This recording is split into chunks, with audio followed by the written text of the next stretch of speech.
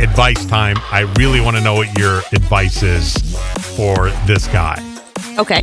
Because this is kind of a strange request from his lady. So I've been dating this girl for some time now. She's out of my realm. She's hot as hell. So I guess he's like a 2 and she's like an 11. Right. And he said, I consider myself very lucky for it. Right. She's totally out of his league in every way, shape, and form. Totally out of his league. She has, 12 million friends on Facebook. He has 3. She's hot as hell. He's not. So the relationship he thinks is perfect in every way. Except he's asking us a question. So yeah. So he's even planning on getting her a ring. Okay. But then they were talking about sex things that they would like to do.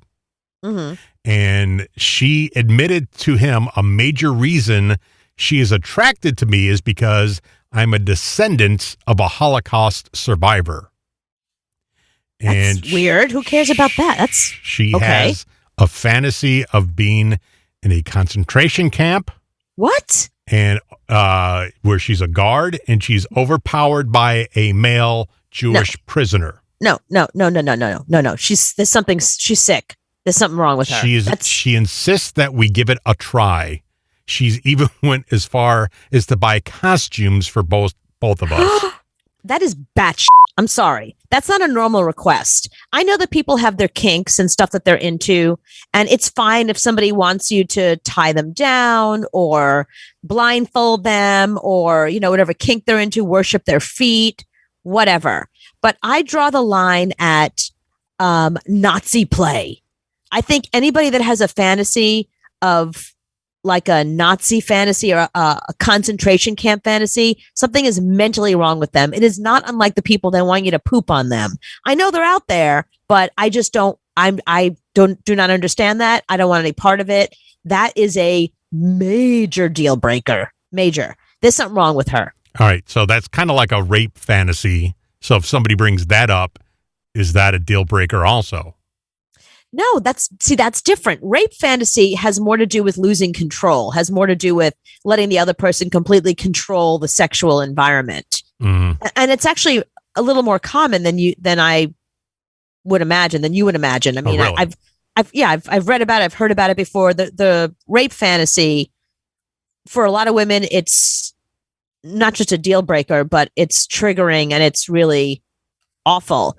But I think what happens in fantasy is a lot of taboos. So rape obviously is a huge taboo. And there's some people that, they want to go there. That's why when you look at porn, there's so much of that stepbrother, stepsister because it's really taboo. And people use porn to kind of exercise those taboos. They try to push the envelope. Mm. Something they would never do in the real world. It's not like these people truly want to be raped or somebody really wants to have sex with their stepsister. It's just about a taboo and pushing the envelope. The idea of the Holocaust thing, that's not about taboo. That's about something else. There's something wrong with her because that's not like a regular cosplay kind of fantasy. The fact that she specifically she doesn't say, let's play Holocaust survivor and Nazi. She's with him because he's related to Holocaust survivors. Mm-hmm. Okay. So there's no, I'm sending you to a shrink. You just got to go ahead and run immediately. I mean, if he really loves her and cares about her, he should say to her, this isn't a regular fantasy. What the fantasy you have is disturbing and you are somehow disturbed. I think you need therapy to figure out what that's about for you and some sort of deep-seated anti-Semitism or something that you're exercising here. Because again, it's not like she's saying, let's play this. She's saying she's with him because he is a descendant of Holocaust survivors. So this isn't just taboo. Something has touched into the real world that is very disturbing. And she got costumes.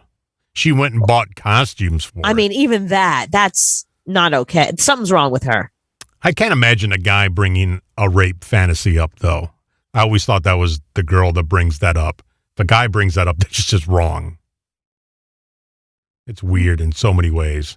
Yeah, I don't think guys bring it up. I think they do it. They play They along don't- with it because she brought it up. Well, it depends on your generation. The generation now is really into consent. So they would have that conversation ahead of time and say, I have this fantasy. It's a little out there. Would you be down with it? And then the girl either says, that's too triggering for me. It's too weird. Or how rapey is this going to get? But it's going to get rapey. but our generation, my experience is guys they try it and they see how you react. I mean, they don't actually do it, but they walk up to that line and then they see if you're down with it or not in the moment. No, I think if you have that fantasy, you need to watch some TV shows and movies with that in, because it's never good. It's the guy leaves the room and gets killed by the killer. Then the killer puts the mask on and he goes in. Right. That's how it always ends. It's scary. It's the same thing of people that get tied up.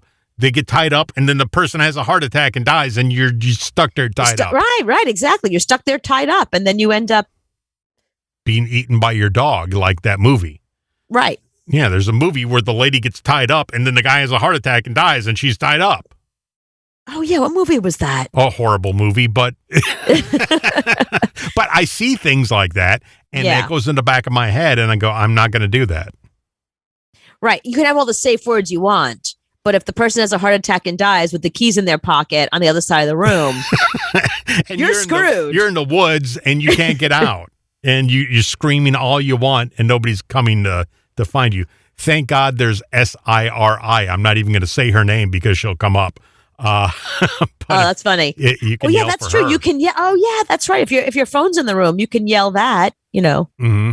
And can you imagine the cops that show up and you're like, okay, don't judge me, just free me. Just go to him. The bodies, and I didn't kill him. I couldn't.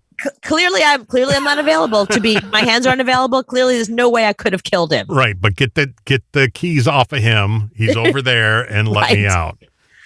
And don't tell anybody at work about this.